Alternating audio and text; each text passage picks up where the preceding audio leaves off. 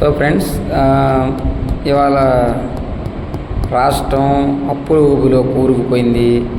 జగనన్న అప్పులు చేశాడు, జగనన్న అది చేశాడు, జగనన్న తాకట్టు పెడుతుండు, మరో శ్రీలంకను తయారు చేస్తుండు. అది మాట్లాడే వాళ్ళకి ఇప్పుడు నేను ఎక్స్ప్లెనేషన్ ఇవ్వబోతున్నా ఫ్రెండ్స్. జగనన్న 2019 నుంచి 2024 వరకు ఎంత అప్పు చేశాడు? ప్రీవియస్ ప్రభుత్వం 2014 నుంచి 19 వరకు ఎంత అప్పు చేసింది? నిర్మలా సీతారామన్ గారు మన ఫైనాన్స్ మినిస్టర్ ఫ్రెండ్స్, తెలుసా? అదే నెగిటివ్ కామెంట్ చేసే వాళ్ళకి తెలుసా ఫైనాన్స్ మినిస్టర్? ఆమె స్టేట్మెంట్ చూడండి. ఆంధ్రప్రదేశ్ అప్పులపై కేంద్ర ప్రభుత్వం క్లారిటీ ఇచ్చింది. ఎఫ్ఆర్బిఎంకు లోబడే ఏపీ అప్పులున్నాయని స్పష్టం చేసింది. గత ప్రభుత్వం కంటే వైసీపీ సర్కార్ చేసిన అప్పులు తక్కువేనని లెక్కలు తేల్చింది. ఆంధ్రప్రదేశ్ అప్పులపై కొంతకాలంగా రాద్ధాంతం జరుగుతోంది. జగన్ సర్కార్ రాష్ట్రాన్ని అప్పుల కుప్పగా మార్చిందని విపక్షాలు పెద్ద ఎత్తున విమర్శలు చేస్తూ వచ్చాయి. ఏపీ మరో శ్రీలంకలా మారుతుందని గగ్గోలు పెట్టాయి. అయితే పార్లమెంట్లో తాజాగా కేంద్రం ఇచ్చిన గణాంకాలతో విపక్షాల ఆరోపణలన్నీ ఒట్టివేనని తేలిపోయింది. 2019 నుంచి ఆంధ్రప్రదేశ్ ప్రభుత్వం చేసిన అప్పులపై పూర్తి వివరాలు ఇవ్వాలని ఎంపీ రఘురామకృష్ణంరాజు లోక్సభలో అడిగారు. దీనిపై లిఖితపూర్వకంగా సమాధానమిచ్చారు కేంద్ర ఆర్థిక మంత్రి నిర్మలా సీతారామన్. ఆంధ్రప్రదేశ్ అప్పులను అసెంబ్లీ ఎఫ్ఆర్బిఎంను పర్యవేక్షిస్తుందన్న నిర్మలా సీతారామన్ ఫైనాన్స్ కమిషన్ సిఫారసులకు లోబడే ఏపీ అప్పులు ఉన్నాయని స్పష్టం చేశారు. 2019 మార్చి నాటికి ఏపీ అప్పులు 2,64,451 కోట్లు కాగా 2023 నాటికి 4,42,442 కోట్లకు చేరాయని తెలిపారు. 4 ఏళ్లలో ఏపీ ప్రభుత్వం చేసిన అప్పులు 1,77,991 కోట్లని తేల్చారు నిర్మలా సీతారామన్. మొత్తానికి లోక్సభలో ఆర్థిక మంత్రి ఇచ్చిన వివరణతో ఏపీ అప్పులపై స్పష్టత వచ్చింది. గత ప్రభుత్వం కంటే ప్రస్తుత ప్రభుత్వం చేసిన అప్పులు తక్కువేనని లెక్క తేలింది. అప్పుల కోసం రాష్ట్రంలోని కార్పొరేషన్లను సైతం తనఖా పెడుతున్నారంటూ టీడీపీ, జనసేన, బీజేపీ ధాటిగా విమర్శలు చేస్తున్న పరిస్థితుల్లో తాజాగా కేంద్రం ఇచ్చిన సమాధానం ఆసక్తికరంగా మారింది.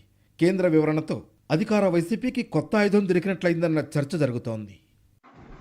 క్లియర్గా చూడండి ఫ్రెండ్స్, 2019లో ఆల్రెడీ ప్రీవియస్ ప్రభుత్వం 2,64,450 కోట్లు అప్పు చేసి ఉంది ఆల్రెడీ.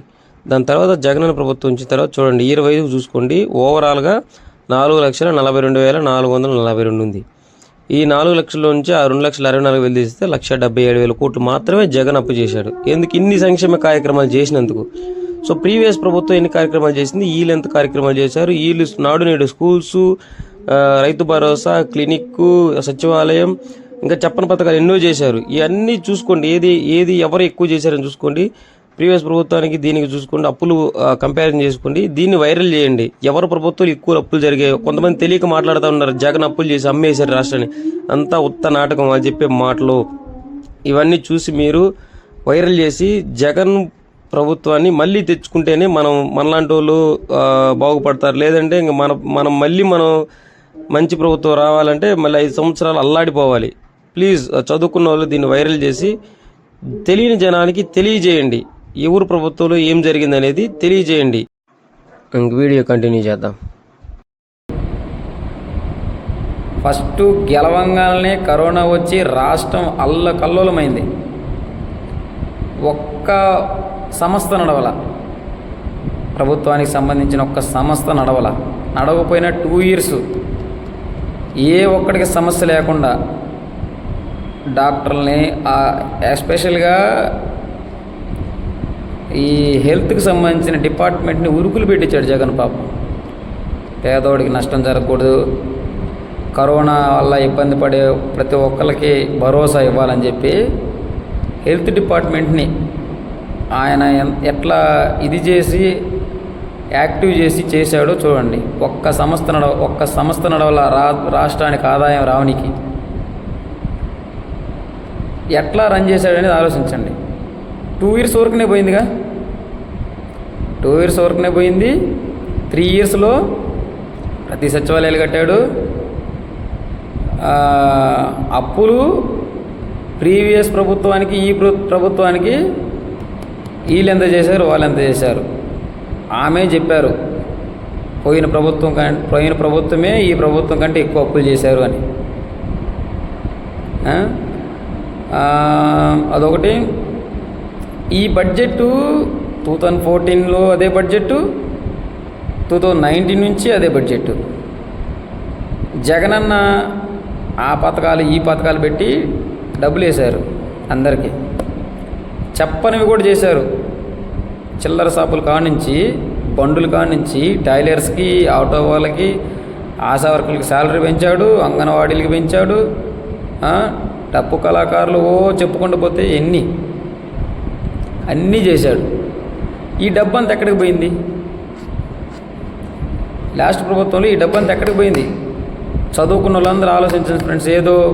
మనం ఏదో సపోర్ట్ చేయాలి అది ఇదని మాట్లాడొద్దు. ఈ డబ్బంతా ఎక్కడికి వెళ్ళింది? ప్రీవియస్గా ఏమైనా బిల్డింగ్లు కట్టారా? పోనీ ఐటీ కంపెనీలు ఏమైనా తెచ్చారా? నాకు తెలిసి ఒక్కడు కూడా కొత్తగా ఐటీ కంపెనీలు జాయిన్ అయింది లేదే. అమరావతి కానీ ఇక్కడ కానీ ఎక్కడ కానీ రాజధాని అమరావతి అన్నారు. పోనీ అక్కడ ఏమైనా ఐటీ కంపెనీలు వచ్చినాయా? నేను ఇంజనీరింగ్ చేసి ఎంటెక్ చేశా. నా కొలీగ్స్ ఎవరు నాతో ఒక్క మాట కూడా చెప్పలేదే. Same budget. ఈ డబ్బంతా అప్పుడు ఎక్కడికి వెళ్ళింది ఫ్రెండ్స్? మీరు ఆలోచించండి. చదువుకున్న వాళ్ళు ఆలోచించండి ప్లీజ్, ఆలోచించండి. తీసుకునే గుణం అందరికి ఉంటుంది ఫ్రెండ్స్, పెట్టే గుణం కొంతమందికే ఉంటుంది. అదే బడ్జెట్ ఇప్పుడు దట్టు 2 years కరోనాలో పోయింది. ఎవరు ఎక్కువ మంచి చేశారు ఆలోచించండి. ఏదో గుడ్డిగా పోయాము ఐటీ వస్తుంది చేద్దామని కాదు. ఐటీ చంద్రబాబు నాయుడు ఒక్కటి చేస్తే అవలా. అప్పుడు నుంచి కట్టుకుంటా వస్తే అప్పుడైంది. కేటీఆర్ చెప్పారు కదా అక్కడ ఏం జరిగిందని. కట్టుకుంటా వస్తే అయింది. ఈయన అభివృద్ధి చేసేవాళ్ళు అయితే పోనీ మా 2014 నుంచి 19 దాకా 5 years ఉందిగా, చేయాలిగా. ఏం చేశారు? చూడండి ఫ్రెండ్స్, ఆలోచించండి. చదువుకున్న వాళ్ళు పొరపాటు చేయొద్దు, మన స్వార్థం చూసుకోవద్దు. 10 మందికి మంచి చేసేవాడు 10 మందికి మంచి చేసే వాళ్ళకి సపోర్ట్ చేయండి ప్లీజ్. సేమ్ బడ్జెట్, ఏ మార్పు లేదు. ఇంత మంచి ఇన్ని వేల కోట్ల జనాలకి వేసినప్పుడు ఈ డబ్బంతా ఎక్కడ పోయింది ఆలోచించండి ఫ్రెండ్స్. చదువుకున్న వాళ్ళు ఆలోచించండి. మరొకటోళ్ళుగా పాపం చదువుకున్న వాళ్ళకి తెలియదు, తెలిస్తే వాళ్ళు కూడా మాట్లాడరు. తెలియని వాళ్ళకి తెలియజేయండి ఈ డబ్బంతా ఇడిపోయింది అని. ఎవరి జోబుల్లో పోయిందని ఆలోచించండి. అలా మనం మాట్లాడకూడదు, చెప్తున్నా. ఆలోచించండి. అప్పుడు వాళ్ళు ఇప్పుడన్నా వీళ్ళు ఇన్ని డబ్బులు వేసి కూడా ప్రతి ఊరికి సచివాలయము, క్లినిక్కు, రైతు భరోసా కట్టారు. ఇంకా కొన్ని ఊర్లు కమిటీ హాళ్ళు, ఇవన్నీ మళ్ళీ రోడ్లు, కాలువలు, ఇవన్నీ గ్రాంట్లు అన్నీ చేశారు. ఈ డబ్బులంతా ఎడిపోయినాయి.